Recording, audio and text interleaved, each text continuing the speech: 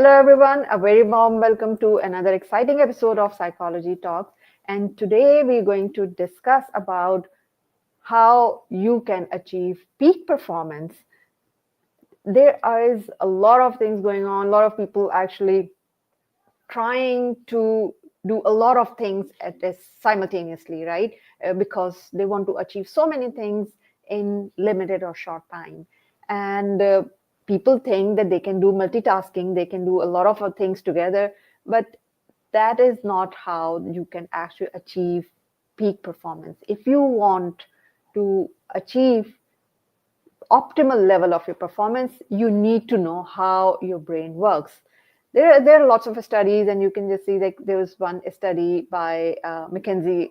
Uh, it says that if people go into the state of flow, they are 500% more productive than those who don't.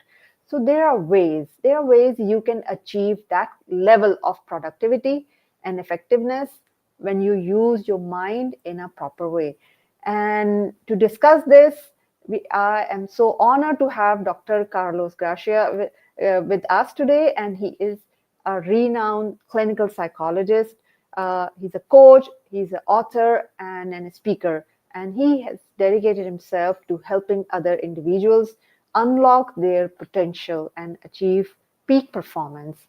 So let's welcome Dr. Carlos.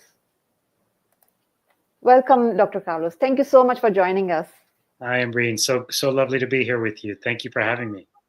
Yeah, it's really an honor to have you with us. And as I actually before the show, I was telling you that I came to know through dear friend Valerie when I actually see her show and you were on her show. It was amazing talk. So I just thought that okay, you are just the right right fit for psychology talks also. Perfect. I So love it. yeah. So I actually give a little bit of introduction about you that you are a clinical psychologist and you're a coach. But tell us about yourself that how you started your journey and what motivated you to join this field. Yeah. So a little bit about myself. After high school, I actually went into the military and spent several years in the military. So Okay. that was a place where I learned a lot about discipline and really how to focus one's energy into being the best that they can. Mhm. I learned a lot about commitment and integrity. And then I transitioned from the military into work as a fireman and a paramedic. And Oh, again, these were environments where I really had to push my mind and my body to the limits. Throughout that, too, though, ever since I was 17 or 18, I was always really, really curious about understanding human behavior and understanding the mind and how it works and how we function at the best of our capacities. So I was always just consuming books on self-help, psychology, to really kind of get to understand myself really, really well. One of mhm. the things that a lot of people don't know about me and Breen is that the way I ended up in the field of mental health was that in my 20s and 30s, I had struggled a bit with depression and anxiety myself. And Mhm. finally seeking out a therapist and helping her or having her help me learn how to Mhm. manage my emotional states, manage some of my what we're going to talk about here later, cognitions and that self critical nature that sometimes arises for us. Mhm. Really learning how to navigate that shifted my life in a very, very positive way, Mhm. to the point where I was like, I want to go to school and learn how to do this so that I can help other people with it. Mhm. Um, After coming out of school, I did do a little bit of work with some organizations, what's called industrial organizational psychology, which is Mhm. really taking some of these fundamental and foundational principles about human behavior into a corporate setting, organizational setting. Really love doing that work. So that's kind of what launched me into some of the coaching and speaking as well. Yeah, amazing. I mean, your journey is quite inspiring. Like you started from the military, and then I think uh, that experience must have taught you a lot, especially because I've seen people who actually gone through military trainings. They go through very tough experiences, and not only, as you mentioned, that not only mentally, physically also. And interestingly, as you are a psychologist, like mind and body works together. And I mean, physical strength is not only related to the, physical strength. It's basically, it can be achieved through mentally, like when we train our mind. So like, yeah, when we, like, let's just start the discussion. And I want to ask basically that what are the basic things that prevents us from attaining that optimal level of, peak performance? Yeah, I mean, I think that's a great question, and to just sort of recognize that we're speaking generally here for the most part. Mm. And so I'll speak from the experience of one-on-one stuff that I've done, organizational stuff I've done.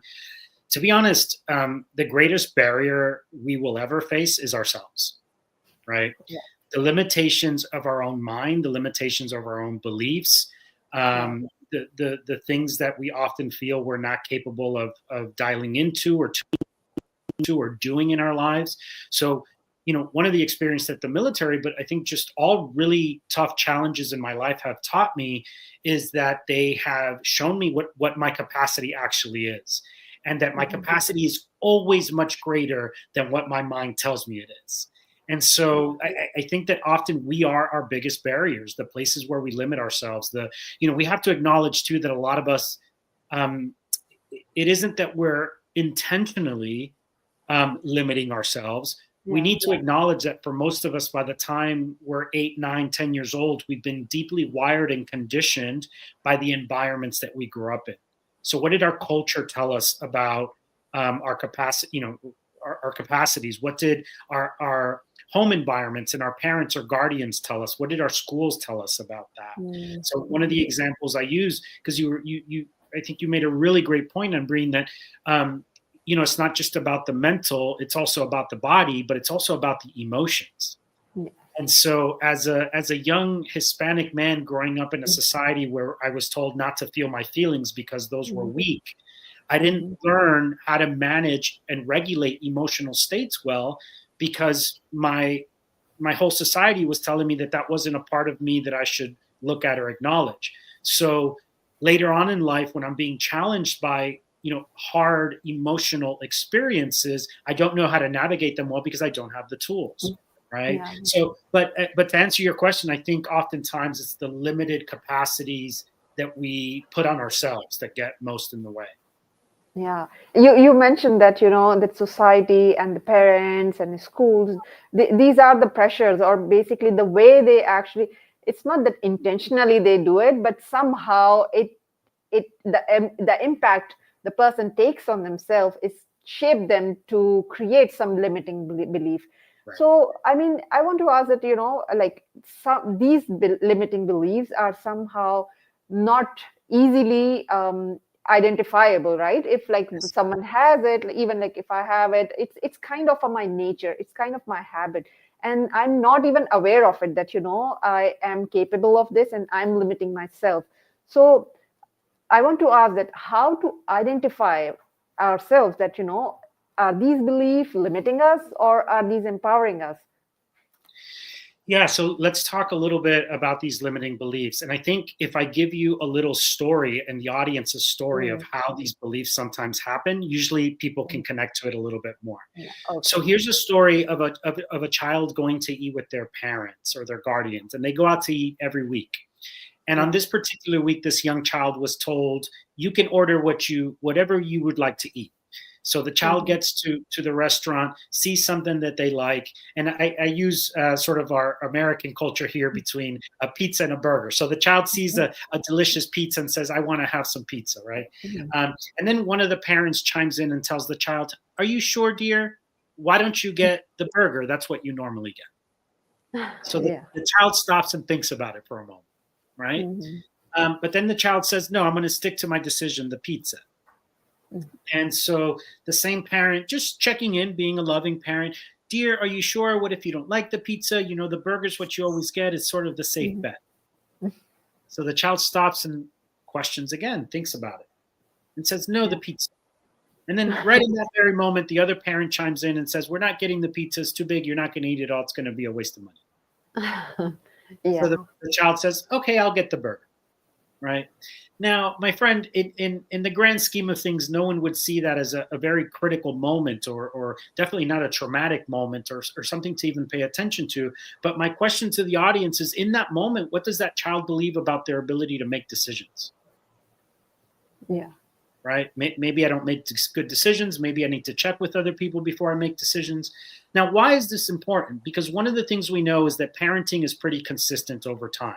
So that child Mhm. probably heard a similar message around academics, Mhm. recreational activities, how they dressed, other things in their life. And Mhm. let's say that they heard that for the entirety of their childhood.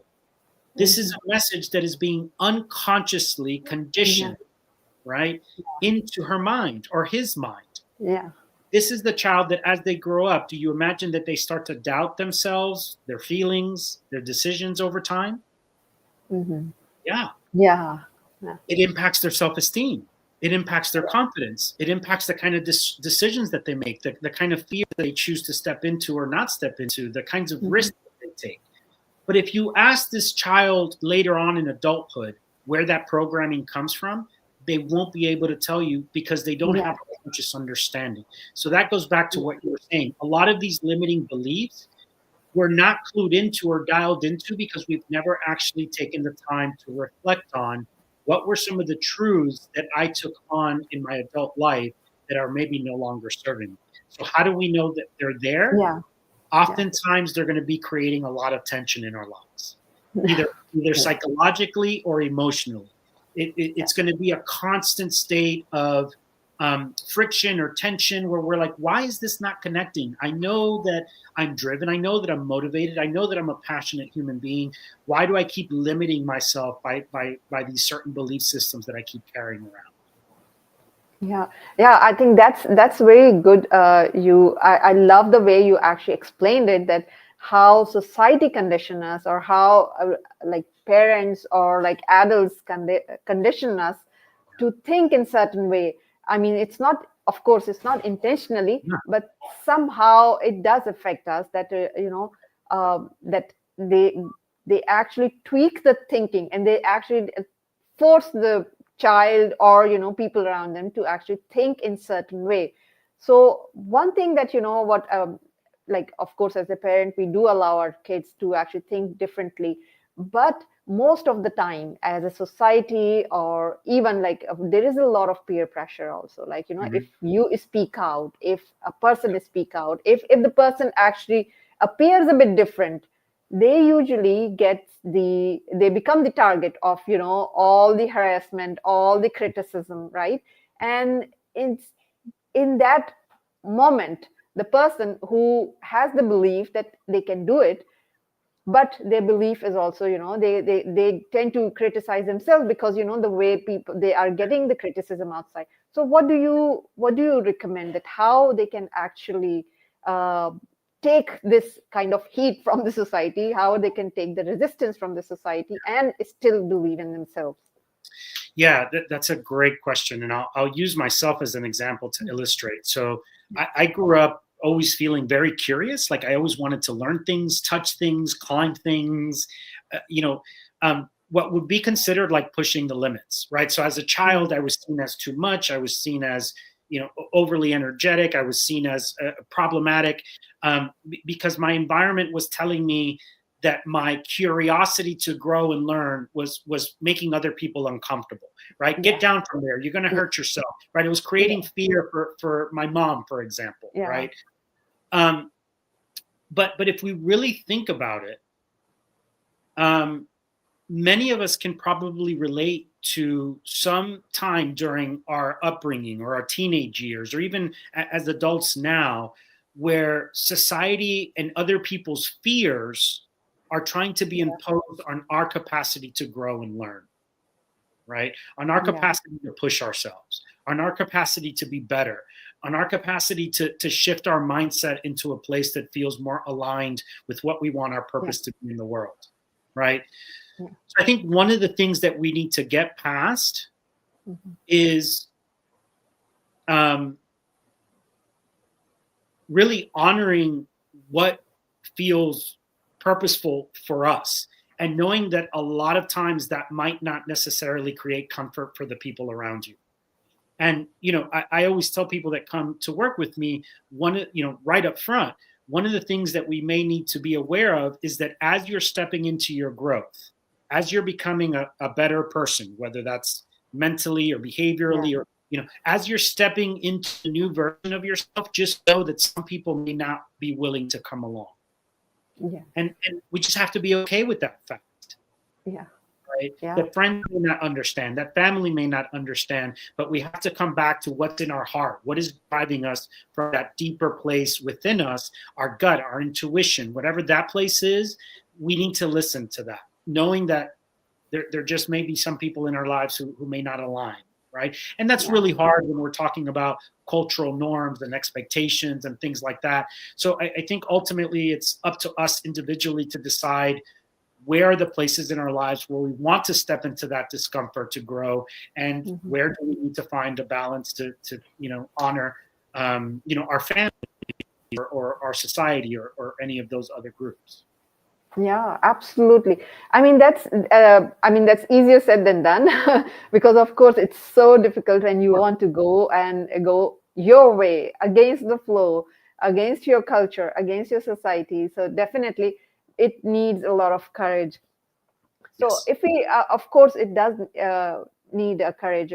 But when we talk about, let's say, in kind of an organization where, like, when there's a culture, when there's a like their boss, and you have the colleagues, and you know that what you're saying is right, or you can lead it. How one can, I mean, have that balance, like to go against the flow or to resist, or I mean, of course, it's not the if someone is trying to convey their idea, they may be right, but and it's not necessarily the culture is toxic, but somehow if the people are unable to understand, so what do you recommend? What do that person needs to do in that kind of situation? Yeah, I'm a big believer, my friend, that we all have this sort of intuitive heart, or this intuitive Yeah, voice. yeah, And that oftentimes when we can find a quiet place within ourselves to commune or communicate with that version of us, it's always guiding us in a beautiful way, right? yeah. It's sometimes it's guiding us towards friction, and that's Mhm, because maybe it's trying to teach us something about ourselves, that we are stronger than we believe. But mhm, I truly believe that we all have this inner knowing, and that if we can trust and learn to be okay with that knowing and follow that, it will lead us to the next place we need to be. mhm. So, I just kind of put that out there as a blanket statement. I also reflect on, you know, um, for me, people like Martin Luther King, Gandhi, people that went so against what the system was telling them was the right thing, and they did so with like you said, curiosity and courage, in order to create profound ripples of change that we're still experiencing, right? We Yeah, still remember their stories. We still remember, we see them as figures of inspiration. And yeah, so I remind people that that is out there, and that we can be that. We can embody that if we really, really want to. But that yeah, in doing so, it's going to be hard, right? yeah, That is not the objective, is not to remove the hard. The objective is to step into the hard, to learn how to navigate it, right? To wow, work through the friction, to work through the limitations, not only that we're putting on ourselves, but that our friends or families or society might put on us too. But if we really believe that there's something powerful that we have to offer the world, then I say follow that, and keep following that at whatever cost you're willing to pay. yeah, amazing. I just love that response because, as you mentioned, that starts with the awareness. We need to know that it is going to be hard. And Yeah. as you said, that we are not removing the hardness. We need to embrace that hardness. Okay, we need to be prepared that yes, it's going to be hard, but knowing like the inner calling that it is right, this is what gives us strength. So I want to ask, like, that the peak performance, right? There is a lot of pressure on people to perform at the peak level, at the optimal level, right? And as I was like giving the introduction of this show, that a lot of people tend to do the multitasking and do Mhm. a lot of things Yeah. at the same time. So instead of achieving the optimal level, they might do something better, but they slowly and gradually they move to burnout also, right? Mhm, mhm. So what do you think that how one can achieve that optimal level of productivity? Yeah, I mean, great question. And, again, I think this is one of those questions where I can speak to, just kind of generally. But one of the biggest places where I value the work I do is really sitting one on one with somebody and understanding, like, what is the nature of the roadblocks that they have and why are those there? How did they get manifested? How do they get maintained? But yeah, to speak generally, I think one of the things we need to first understand is why do we feel so compelled to be so productive all of the time, Yes, right? that's a good question. Yeah, Yes. and great, right? If it's in the service of deepening our purpose, doing good work, serving humanity, serving our communities, um, great. But I think we also live in a world where a lot of us have bought into the belief that the more we accomplish and the more we do, then we'll eventually find that sense of purpose. We'll eventually find the validation that we're worth it. We'll eventually find happiness. And I think that a lot of that is, again, going back to the programming that we hear from the time we're small children, right? It's like that child that comes home with 5 A's and a B. Yeah.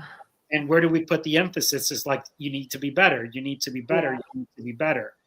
And so oftentimes what parents don't recognize, or guardians, or, when we're raising the younger sort of, young children, is that we think we're making them be resilient by teaching them that they always need to be better. But unfortunately, sometimes what we don't understand that we're actually communicating to them is that they can only feel worthy and okay in the world when they're doing, Yeah. when Yes. they're achieving. And so this is a big, big problem here in the US, because what we find is that people are in this constant cycle of getting as many degrees, as many certifications, as Yeah. many titles, as many ranks, higher up more money, a bigger house. And we're in this perpetual state of needing to do more and more and more, because we think that, right, on the other side of that will be our peace, our happiness. And so the Mhm. question I always ask people is, like, where's this strong desired need to achieve coming from? I Yeah. would just bring some curiosity to that. Because one of the interesting things that happened for me is when I was able to let go of that, right? When I was able to let go of this need to feel okay about myself based on what I was achieving, I noticed that I made room for wanting to achieve from a deeper state of purpose, from a place of wanting to serve my community, serve humanity. And that's a very different drive. It was no longer I was being driven by the anxiety to have to do more. I was now being driven from a place of passion to want to serve. And those are two very, very different places to be driven by. Yeah, amazing. I mean, that's really great that if we find out where this need coming from, only then we can actually address Right. that how to work around that. And Yeah. and that's, you explained it so wonderfully that that's the main problem, that people always try to work around to do more things to feel worthy, that they are actually worthy of, like, people will actually appreciate them if they do more, like they are going for certification, they're going for some titles and something, but at the end they are actually losing themselves, right? So how In the they process. actually, Yeah. yes, so how to balance that out, and how to, like, I know that there is always a pressure, like, there is Yeah. always a pressure from the family, there's always a pressure from the boss, that you have to perform, that uh, you have to do good all the time. So how to balance that, and how to find Yeah. that peace to actually achieve that optimal level in Absolutely. real sense. Yeah. So, that being said, as sort of a foundation, you were talking about the flow state. And Yeah, I kind of. think that oftentimes when we're doing work that we're actually passionate about, that we feel very in tune to, that's where the flow state is really going to arise for a lot of us, right? Yeah. But there are definitely strategies and techniques that we can engage in to be, sort of peak performers, if you will. Mhm. one of those things is really, what are the kinds of activities that you're grounding yourself in? And by that, I mean, the way that the brain is going to function the best is when it's being fed the right foods, for example. Right. So, if we're somebody that's eating fast food every day, right, what's the kind of fuel that we're putting into the system that we're asking to work at a peak level, right?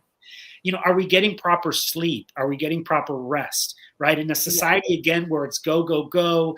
And, we're constantly attached to this thing, which is just consuming energy from our brain. Right. How are we cultivating spaces within our lives to rest? Because the thing is, right, like at some point, we only have so much capacity mentally, physically, and emotionally. So we need to make sure that we're doing things to rest. So those are two very big key factors. Hydration, right? Our body's made up of mostly water. And so hydrating our bodies and giving our bodies the nutrients that it needs to be in a level of peak performance is important. Checking in with your mindset, right? What are the limiting thoughts that you often struggle with? What do they often tell you? Where did those come from? How can you start to break away from those limiting beliefs so that you can bring your focus more into a place that, again, where you're working from that state of flow and you're not dealing with all of these inner critical thoughts telling you how you're not enough, you're not going to make it, you'll never get there, right? Oftentimes the heaviness of what we're dealing with is our own negative programming that's telling us we're never going to make it. So those are just a few of the different strategies that I sort of share with people. Exercise, another big one. Movement, whether that's going to a gym, doing yoga, taking time for meditation. All of these practices are really, really powerful in helping you get dialed in with your mind and with your physiology. Yeah. So the real mind hacks it's like having like proper sleep, proper rest, hydration, proper nutrition, and the exercise. So I think these are the things that actually, when we do this, when we practice all these things, then it is the way that we can attain that optimal level. You talk about emotions, right? Because emotions play a huge role in attaining an optimal level, So just tell us a bit more about it, that how it can prevent us and how we can actually attain that emotional intelligence to control ourselves or control, our limiting belief or our mindset. Yeah. So, this is a topic I speak a lot on, and I get people first to kind of reflect on, what did they learn about emotions growing up in their homes, right? A lot of us, either culturally or just generationally, or depending on the society that we live in, have sort of heard this message that like emotions get in the way. Yeah. Emotions get in the way of your performance. Emotions are like, right. I just, I work a lot with entrepreneurs and business owners, and like, there's no emotion. There's no room for emotions in the boardroom, right? There's no room for emotions in sports. Well, if you're a human being, you are wired with emotions, right? You're going to experience guilt, sadness, shame, joy, right? Like all of the series and spectrum of emotions. So the objective isn't to push those down. The objective isn't to just try to compartmentalize them. The objective is to learn how to manage them. Yeah. Right. And so I'm somebody that, again, just because I was a man and I was told that, emotions were weak or feeling emotions were weak, I spent my whole life repressing them. But what that didn't give me the opportunity to do was learn how to experience them, learn how to feel them, learn how to communicate about them, and learn how to regulate them so that they're not getting in the way. So one of the perfect ones that I'll use is like irritability and frustration, right? Mm-hmm. How often when we're met with a challenge, do we let the emotion of irritability or frustration get in the way and stop us from doing a thing? Yeah. And oftentimes it's because we haven't learned how to have a relationship with that emotion when it arises, what it's telling us. Because anytime the emotion arises, a thought or a belief system is going to come with it about ourselves. So now, not only is the emotion keeping us down, but the story that we're telling ourselves about having that emotion is also getting in the way and impeding our performance mentally. So you're right. The big pillars of emotional intelligence are learning how your emotions work so that you can better manage them and mitigate them, the better you're able to do that within yourself, the better you start to be able to do that with others as well, right? So Yeah. huge when it comes to leadership and coaching others and things like that. Yeah, I think that's true. That emotions are, you just said that emotions trigger the belief system. I think that's one thing.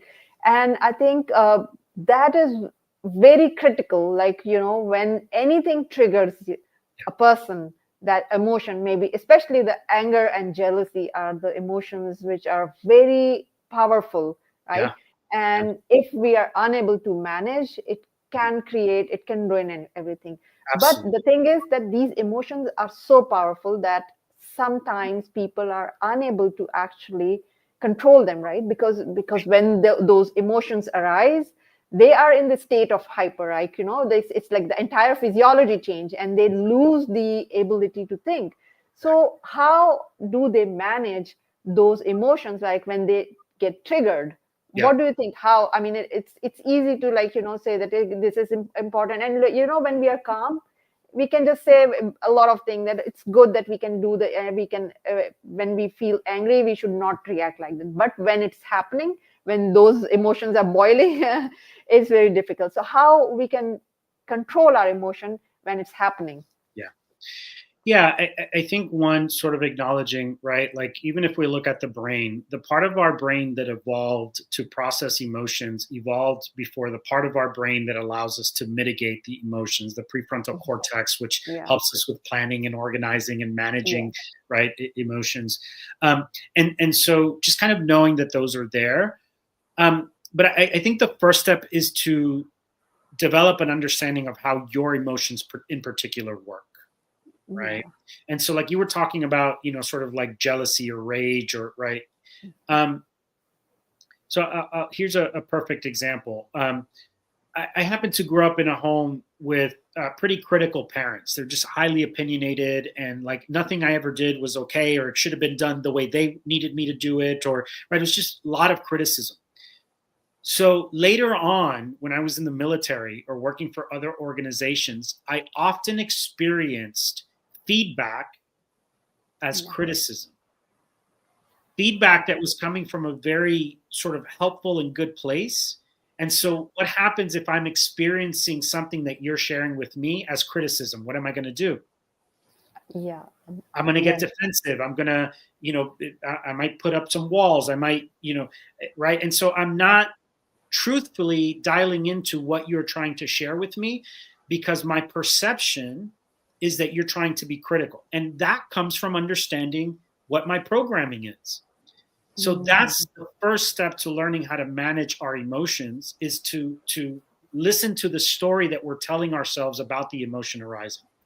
The Yeah. second thing we need to do, and the great part about this, my friend, is that life is going to always give you opportunities to learn how to manage your emotions, Yeah. right?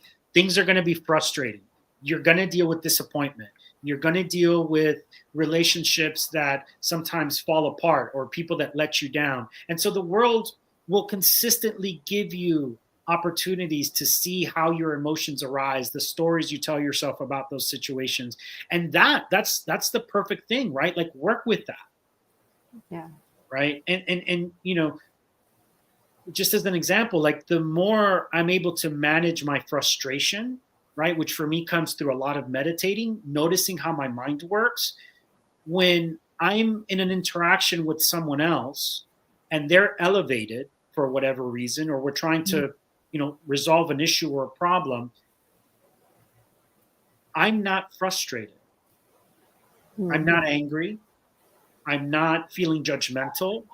So I create a space within myself to not get triggered by what's going on in my environment. I create a space where, instead of reacting to what's coming to me, I can respond from a place of more centeredness, from a place of more meaning, and guide that interaction in a much more helpful way. So this is huge when it comes to working with leaders, which I work with a lot of leaders. It's like, you need to learn how to regulate your emotions if you want to influence people well.